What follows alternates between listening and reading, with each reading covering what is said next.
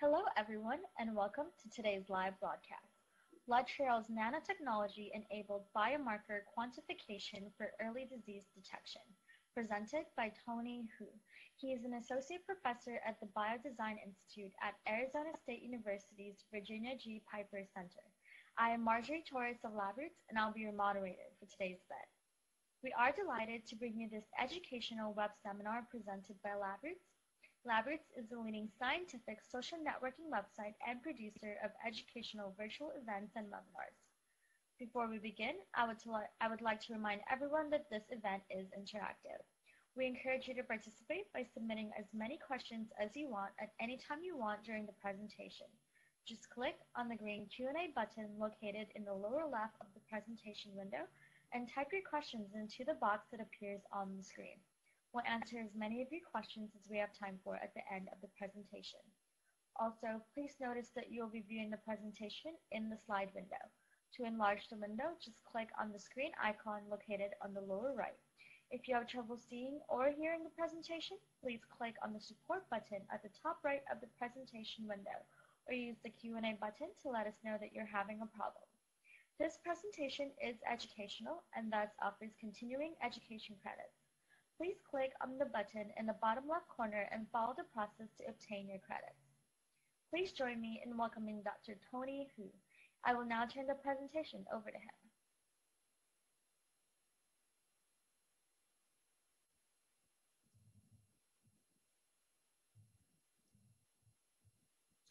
Hello everyone, I'm Tony Hu, and today I'm going to introduce how our nanotechnology serves the biomarker discovery and quantification for disease diagnosis. And the case we like to present is the quantification of circulating mycobacterial antigens for rapid TB diagnosis and real-time treatment monitoring. So TB is a very old disease, and this slide is showing the current fact for TB disease, and it's still the very serious public health problems and affecting 1/3 population in the world. And in China and India, this number increased to the 45%, and it's still the top killer of HIV infected patients. And also, there's no technology for early detection of TB.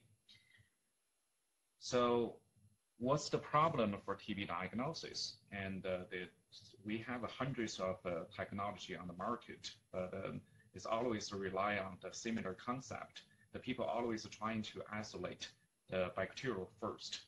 And for example, like the bacterial culture method is still the gold standard, but such method is so time consuming. It can last 6 to 8 weeks to get result.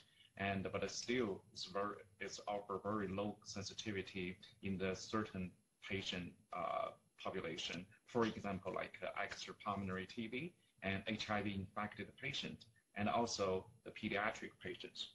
Now we have a gene expert, but they still rely on the similar concept. They're trying to capture the profile, the DNA from the sputum samples. It's pretty fast, but it still cannot reach the very high sensitivity in the extrapulmonary TB infected patients. And another problem is it cannot offer the quantitative result because the gene expert cannot identify a live or died bacterial. So doctor like to have a blood test, so that if we have the blood test and we can overcome the problem if the patient is pulmonary TB or extrapulmonary TB. And we have the AGROS. But AGROS is like indirect testing. It's testing the human immunology response. So it cannot differentiate the active TB disease from the latent TB infections. So that's kind of useless test for China and India, because we have a huge population there infected by TB. And none of them can offer the quantitative result, which is so important to track the treatment efficacy for those patients over treatment, anti-TB treatment. So here is the highest, 3 highest priority for TB diagnosis. The first one, can we have a rapid diagnosis independent of a bacterial isolation, which means culture-free? We don't have to use sputum culture. And the second one, can we capture some signal from non-sputum samples, for example, like blood or urine? And the third one, most important, can we have a method that can offer the quantitative result in detecting the treatment response, because now we have a lot of drug-resistant TB. So our hypothesis is showing in this slide, and we're trying to capture the antigen secret from the Mtb directly, and then we profile those antigen from the blood sample. So we expect the quantification of the antigen can offer the rapid result for diagnosis and also the treatment efficacy. So the antigen we select is well-known biomarkers in TB field, and the people has studied these two biomarkers a lot in the culture studies, and one is CIP10 and the other one is ESA6. So we expect to capture them and offer the direct evidence for active TB disease. And when we start in 2013, and we spent a year to capture these two antigens directly from the human blood samples, because the difficulty is very obvious. They are in a very low concentration in the blood. So we have to develop the very sensitive technology to capture these two antigens. And even we capture these antigens, the new problem is it's not very specific to MTB, because the other non-tuberculosis mycobacterial, there's several species also secrete the homogeneous CIP10 and ESA6. So in another word, if we want to use the immuno-based assay to profile the CIP10 in the ESA6, you cannot confirm the bacteria is MTB or NTM. So NTM is still a huge problem in the US, because most HIV infected patients here, they're very easy to be co-infected by NTM. So to address this problem, and we start focusing on the peptide mapping for CIP10 and the ESA6, and we're trying to locate the Mtb-specific peptide for each antigen as our new biomarkers. So through the extensive search on the database, and eventually we captured two antigens highly specific to MTB, one for CIP10 and the other one is for ESA6. So since we have the new biomarker, and we specially optimize our technology to maximize the signal for these two peptides on the spectrum. So the reading out we select is mass spec, and to reach the very high sensitivity of these two antigen peptide, we designed the new nanoparticles. So here, this slide is showing how this method works. At first, we have a human sample. So we do a quick microwave assistant digestion. So once you have, that's only take 20 minutes. So once you have digested a human solution and you mixed with our nanoparticle, and our nanoparticle is silicon porous nanodisc. So the structure is a silicon particle. The diameter is around 2 micrometer, and on this nanoparticle we have hundreds of nanopore on it. So that each nanopore is around 30 to 50 nanometer. So on the nanopore, and we conjugate the antibody. So the porous structure offers an enlarged surface area, which can allow us to conjugate a lot of the antibody. So in the first step, when we just mix the nanoparticles or nanodisc with the digested human sample, and they can efficiently enrich your target peptide. Then without elution, we just directly spike nanoparticle on the target of a multi-mass spec. So on the multi-mass spec, and when the laser in the multi shooting on the particle, and the particle will perform the second function, which is called energy transfer. So they will transfer the energy received from laser to your peptide analyte, to your peptide target. So the bottom two, the mass spec profile is showing the comparison between the method with and without using the nanoparticles. The difference is pretty obvious. And for CIP10 peptide, you can tell the sensitivity, the different sensitivity is 72 times.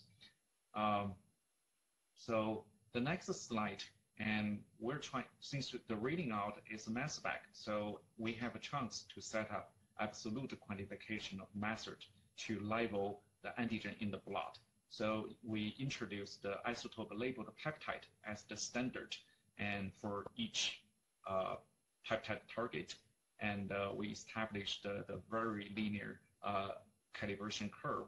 And the panel C here is showing the representative profile of the target peptide and its isotope labeled peptide for a patient and a controls.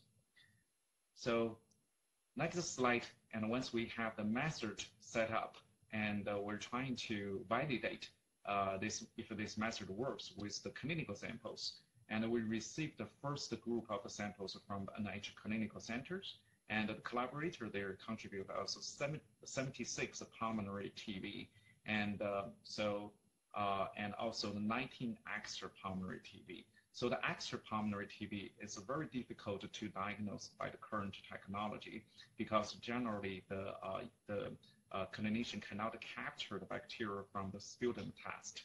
So, but here you can tell we're showing the very decent sensitivity in both pulmonary TB and also the extrapulmonary TB. And we also received the 96 health control. So here the specificity is very decent. And we also tested the 40 pneumonia patients. And so our definition is our definition for the positive TB is either one of antigen peptide showing up, and we will define this patient as a positive. So we shouldn't see anything in the pneumonia patients, but here you can tell there's two patients showing a very weak signal, and based on the current definition, and we have to list them as a false positive. So it's a drop of specificity to 95%. Then we also tested the 24 non-tuberculosis mycobacterial. So that's the reason why we want to select the peptide as the biomarker instead of the whole protein of the antigen as a biomarker. So we want to differentiate the MTB from the other non-tuberculosis mycobacterial. And you can tell in 24 non-tuberculosis mycobacterial, and there's no patients showing the signal for CIP10 and the ESA6 peptide. So the next, we really like to know if this method can differentiate the active TB from the latent TB infection. So we got 31 latent TB infections, and so our definition is still we shouldn't see any signal in this population, but we see 4 of the patients, they're showing a very weak signal, and we have to list them as the false positive at this moment. But if you read the recent review paper published on the Nature, and you can find there's like a statement. Generally there's about 5 to 10% of latent TB infection infected patient. They're at early phase of active TB, but we don't have any method to capture them. So we're actually also looking for the collaboration to allow us to test if this IC is capable to test the active TB at early phase. And also we got more samples from the HIV and the latent TB co-infections. So we detect more false positive in this group, but we got to know the HIV infected patients, active related TB is extremely difficult to diagnose with the current technology. And also, we also test the diabetes and the latent TB co-infected patients. And the diabetes is a huge public problem now, not only for China and the developing countries, as it's also for the US. So the latent TB infections, the diabetes and the latent TB co-infection has been the hot topic for NIH. So after the testing, the pilot study, and after the conduct of the pilot study, and we start a more formal clinical validation. So we collaborate with another hospital. They help us to recruit like almost 1,000 patients. So based on our definition, we exclude about 700 of them. And so if you see the bottom, and we have 95 culture positive patients left, and also the 102 culture negative patient left. So for the gold standard, you can tell in this cohort, the sensitivity is below 50%. And also we have 96 non-tuberculosis individuals as the control.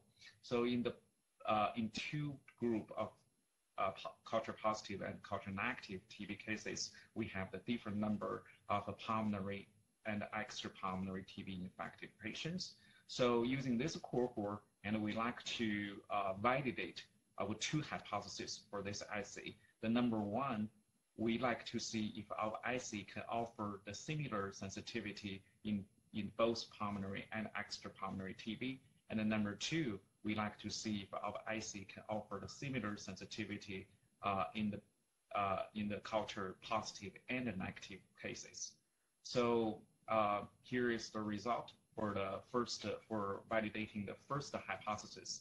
And so our performance for this two group, pulmonary and extrapulmonary TB infected patients, and we can capture 147 of 167 patients with the pulmonary TB infected patients. So the sensitivity is 88%, is showing on the bottom line. And if you look at our performance in the extrapulmonary TB infected patients, in the 30 patients, we captured 27. So the sensitivity is about 90%. So 88% versus 90% is pretty similar. So that's validate our first hypothesis. Then we look at the culture negative patients, which is a huge problem in the most developing countries. So in the 95 the culture positive patients, we captured 87, and so the sensitivity is about 92%. And in the 102 culture negative patients, and we captured 87, so the sensitivity is 85%.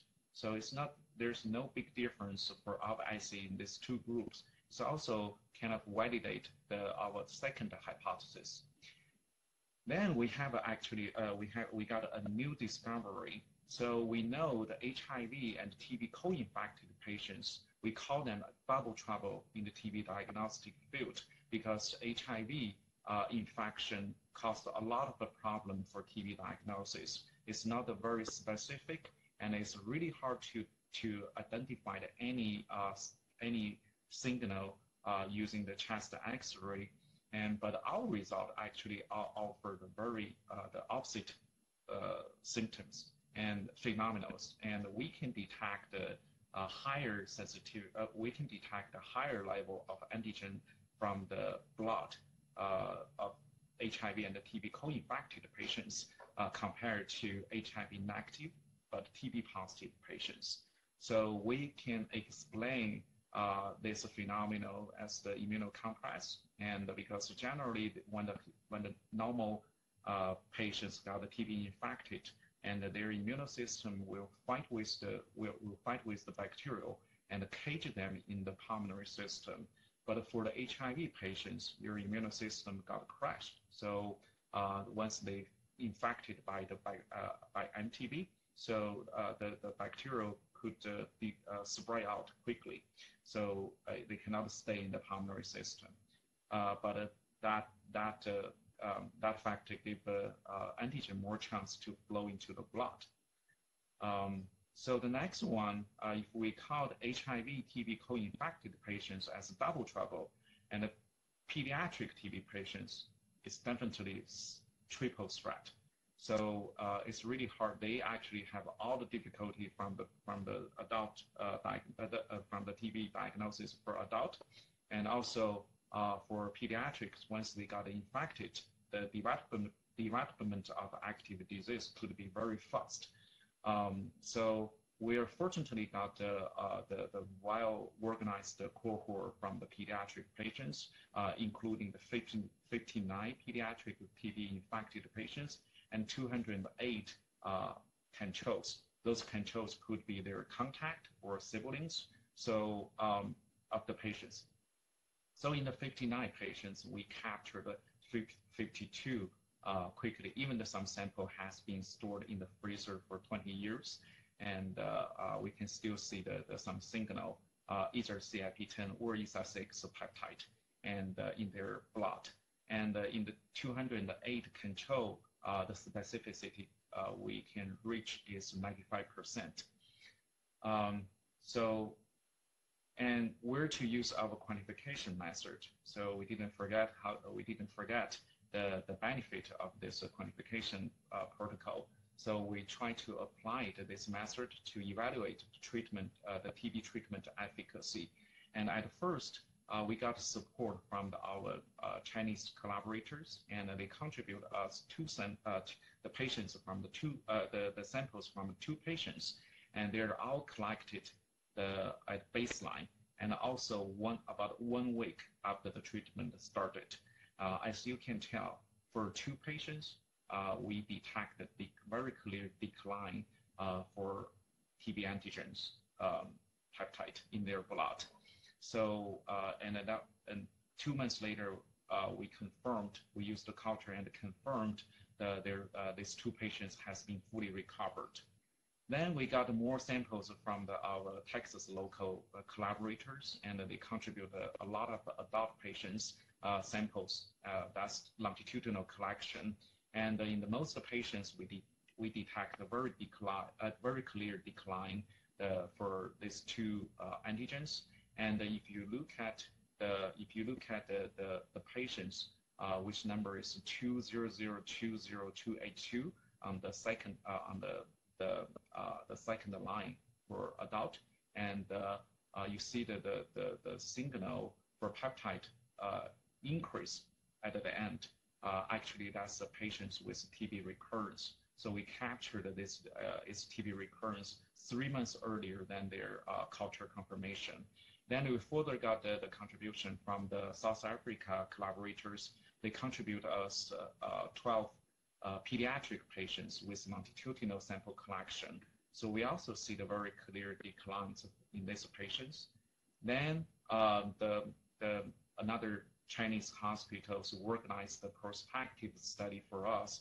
They're collecting the patient samples over the treatment more frequently, every 10 days. So they collected the blood sample and we tested them. And most of the patients is showing the very sharp decline over the treatment, which means this method could be a monitor for the treatment efficacy, could be the timely monitor of the treatment efficacy. So we are, of course, we're still looking for the new collaborators to joining us and to confirm this method can function as the rapid indicator for the treatment efficacy evaluation. So the highlight for this technology is totally different from the traditional concept, and we're not relying on the bacterial isolation, but purely capturing or quantifying the TB antigens in the blood. And the sample amount we're using is pretty teeny tiny. It's like 100 microliter. And by combining nanotechnology and mass spec, and we can reach the very decent sensitivity and specificity. And the time saving, so compared to 4 to 8 weeks to get a final result, and our method can offer 4 hours sample to answer turnaround time. And the benchtop multi-top mass spec we're using has been widely used in the clinical labs. And of course, the nanodisk we are fabricating in the lab can be easily scaled up because this purely rely on the currently available silicon technology, how we make the semiconductor, and that's the method. That's all the method we're using to fabricate the nanodisk. So the paper for this method has been published recently on the PNAS. So if you have interest, you can check it out.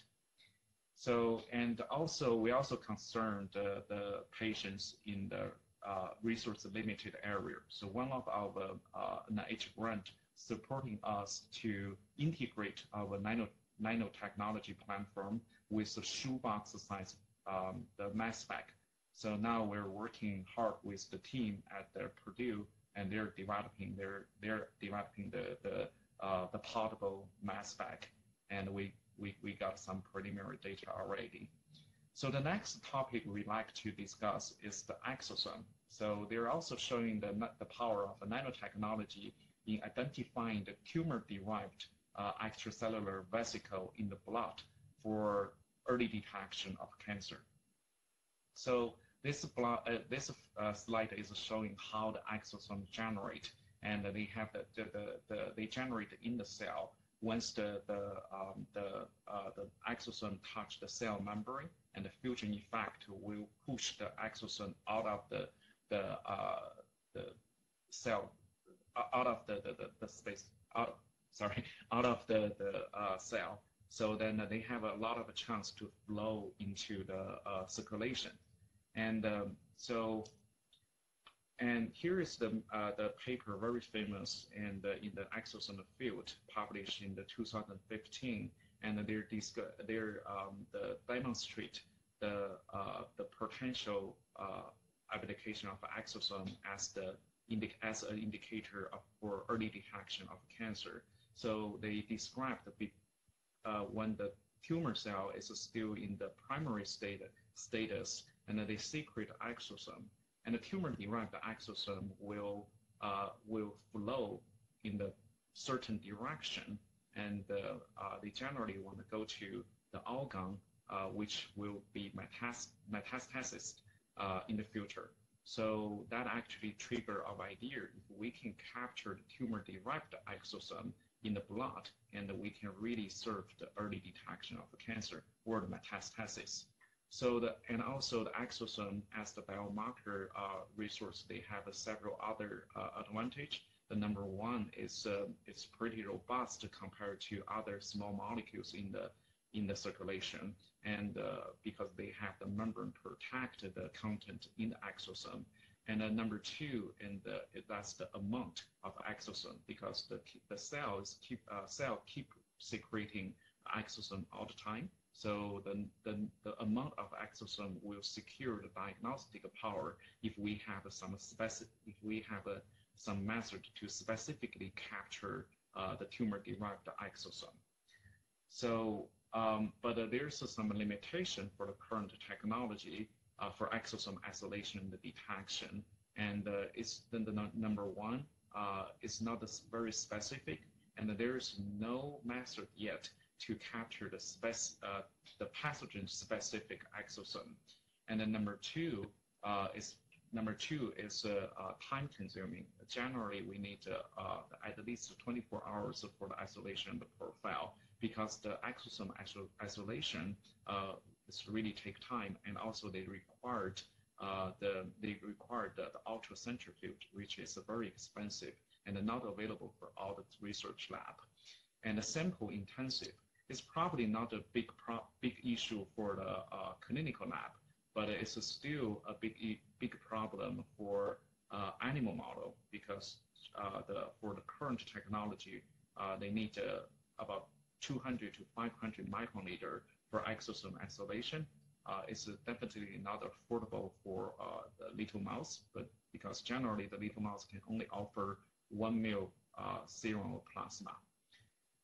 So based on to address all this problem, and we generated a very simple idea And firstly, we conjugate some antibody on the glass slide, and this antibody target the exosome-specific membrane protein. So then we applied 1 microliter human serum on the glass slide. So in this step, the antibody conjugated on the glass slide will immobilize the general exosome first after washing. And then we applied another 2 different type of nanoparticles. And these 2 different nanoparticles are different in shape. One is nanosphere, and the other one is nanorod.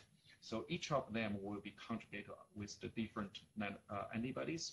One can target another exosome-specific membrane protein, and the other one could be conjugated with the pathogen-specific the specific membrane protein on the exosome. So why we want to use the 2 different type of nanoparticle? Because nanosphere under the dark field microscope is showing the green color, and the nanorod is showing the red color. And only when they conjugate on the exosome, because exosome has a very unique size, the size range is about 50 nanometer to 100 nanometer, and only 2 particles conjugate on the exosome, and they will generate the plasmonic effect under the dark field microscope, leading the color change from the right and green to yellow, and also the dramatic increase of intensity. So they can easily help us to differentiate the pathogen-derived exosome from the general exosome. So the scanning electronic microscope is showing we can successfully conjugate the 2 different nanoparticles on the exosomes. So this slide is showing the comparison of our technology with the traditional ELISA method. The panel D, as you can tell from the panel D, and the black curve, that's from our method, and it's showing a very linear standard curve, and with the much lower detection limit, and it's about 1,000 times more the lower detection limit compared to the current ELISA method. And this table is showing more information, and we don't use the isolation step. So this actually can dramatically reduce the sample to answer time. So using the ELISA, we probably need a day, but for our method, in less than 5 hours. And also the sample amount, and we don't have to use hundreds of microliter. Only 1 microliter is sufficient for our optical detection. And so then we target on the disease. The disease we target for this time is pancreatic cancer. So we're trying to isolate exosome secreted from the different type of cancers, and we do the very comprehensive proteomics analysis, and eventually we identified Ira A could be the pancreatic cancer specific membrane biomarker on the exosome secreted from the pancreatic tumors. So here is some criteria we set up for the biomarker selection. Number 1, it has to be showed the great difference for exosome secreted from the pancreatic cancer from other cancer and other disease controls. And then number two, it has to be the membrane protein so that they could be the target for our method. And then number 3, they got to be the marker highly related with the tumor progression. So once we selected the Ira A2, we investigated the specificity of this combination. So if we combine the CT9, Ira A2, and the CT81 antibodies in our system, so we can see the very clear differentiation between the exosome secreted from the tumor cell and also from the pancreas cells. So as we showed on the panel on the left side. So, but if we use the 3 general exosome-specific membrane protein, CT9, CT63, and CT81, and you cannot see such a difference. So then we also include the human samples to test the specificity of our IC.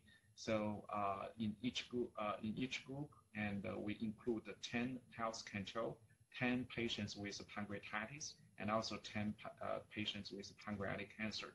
Only when we use the combination with E4A2, and we can clearly differentiate pancreatic cancer patients from other controls. Then we also validate if the 1 microliter serum samples can serve the animal models. So so in this slide, you can tell when we use the 1 microliter serum and we profile pancreatic cancer secreted exosome, and you can differentiate the mice with tumor models with tumor injected at 20 days. At 20 days after the tumor injected.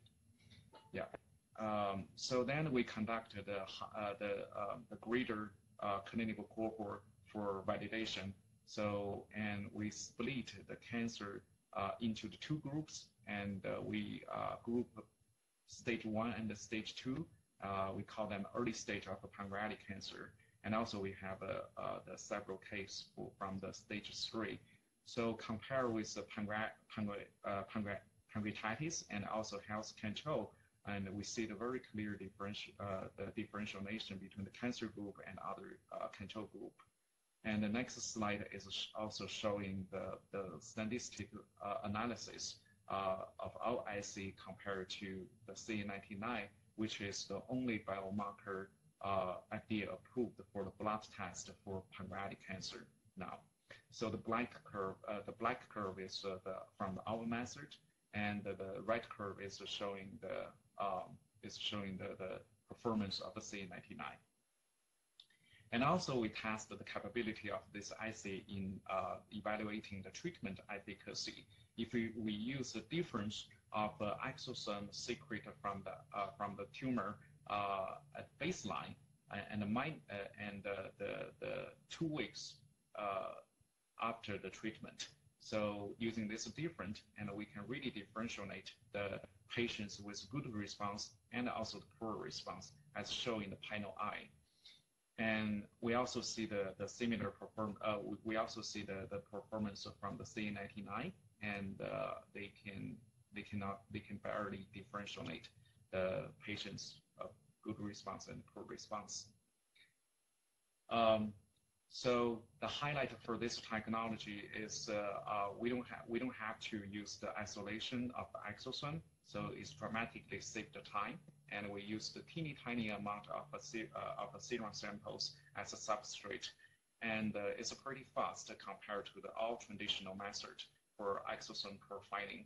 Now we actually already reduced the sample to answer time from 5 to 2.5 hours, and we also set up the benchtop, the dark field microscope, and developing the specific program, and which allowed automated operation. And so the paper was published. The study was published at the Nature Biomedical Engineering at the beginning of this year. So again, if you have interest, and you can read it. And also, we think that the exosome study can not only apply to pancreatic cancer study or any other study. So the bacterial also secrete exosome. So we come back to the TB study. So recently we also identify the specific biomarker on the exosome membrane for TB for the bacterial diagnosis. And then we think about how we're going to apply this technology to serve the more population in the resource limited area. So our postdoc developed the new technologies. They comprise the whole benchtop dark field microscope system on the cell phone.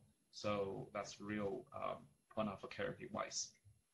And so we really like to appreciate all funding resource. And so they actually gave us the great support for all the project. And and also our collaborators from the worldwide, and all ideas actually come from them. And the last slide, and we like to emphasize, and we'd like to position ourselves as a biomedical engineer as a supporting role. So the leading role is always the clinicians or biologists. So we will see how we can utilize our background and the technology to serve you guys to achieve the goal and better serve the patients. So that's all we like to present today. So welcome to our questions.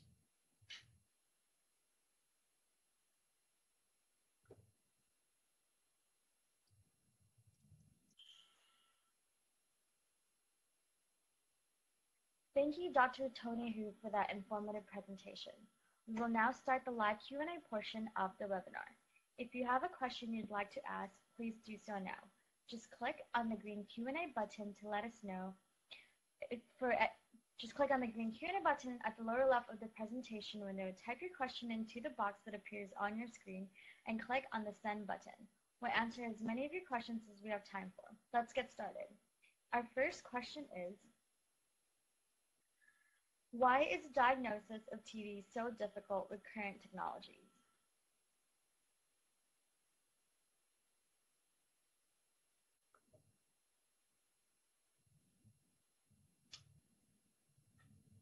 One second. Because current technology is always based on the similar concept, which is the profile of a bacterial. So, but we know for a certain number of patients, it's about a 1/3 population, you can never detect any bacterial in their sputum. And so that including the extrapulmonary TB infected patients, HIV infected patients, and also the most pediatric patients. So using the current technology like the culture or smear or the even the gene expert, so we cannot offer the very good sensitivity, diagnosis sensitivity in this population. Yeah.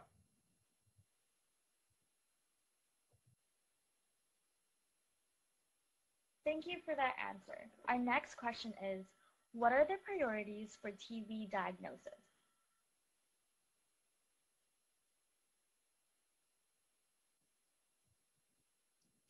Okay, as I show in the slide, and there's 3 priorities for TB diagnosis. Number 1, we don't want to wait 4 to 8 weeks to get final result because the TB is unborn infection disease. You want to quickly identify the patients with the active disease. And so we're looking forward a method which is very rapid and also independent of the bacterial isolation, because if you involve the bacterial isolation, which will be the time-consuming procedure.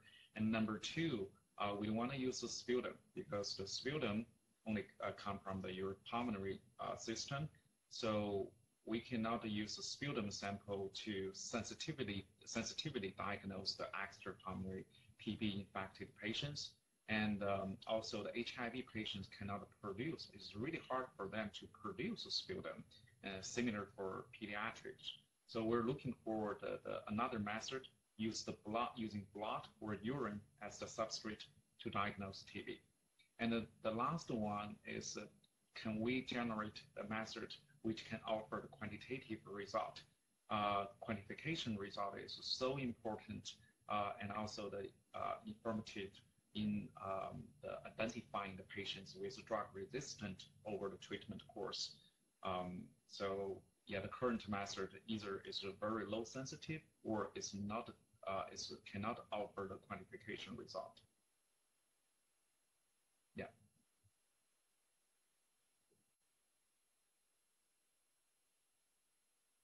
Thank you. Our next question is, how does the nanodisc function in our method?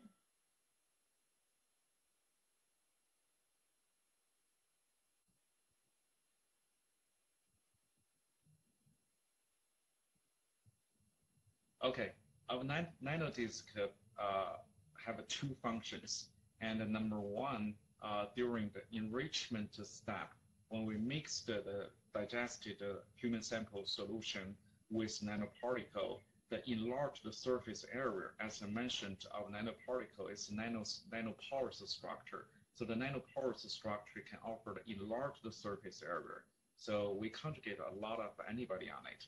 So during the mixing of the human sample with particle, so we can efficiently enrich the peptide target we want to capture. So the second function is once we spike the nanoparticle on the mass spec target and push the target into the instrument and push the button start, and the laser will shooting from the mass spec will shooting on the nanoparticles. And here nanoparticle will have a second function, which is called energy transfer. So the nanopore here will preserve the thermal energy received from the laser and pass those energy to the peptide conjugated on the nanoparticles. So the peptide will fly, then eventually be captured by the detector. So there's definitely more peptide receive the energy and they can fly. So the spectrum we show in that slide already show the difference in the peptide profiling between use and without using the nanoparticles. So the sensitivity, by using the nanoparticle, we can increase the 72 times. Yeah.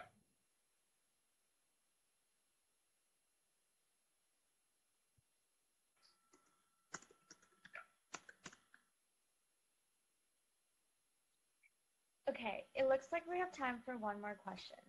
Our last question is, why are the current technologies difficult to diagnose pediatric patients with active TB infected?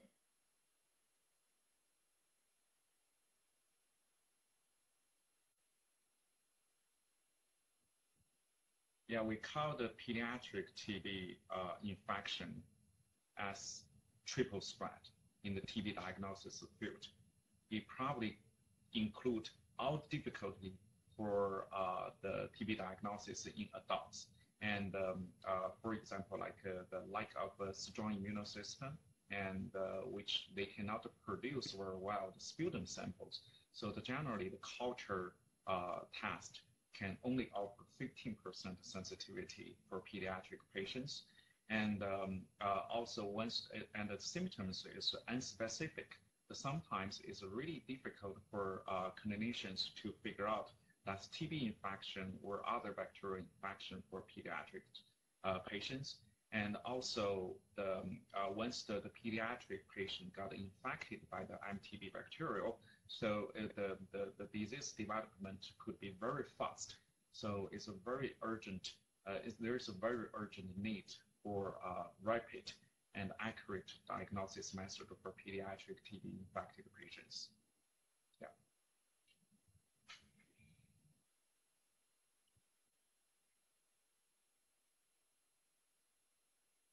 I would like to once again thank Dr. Tony Hu for his presentation.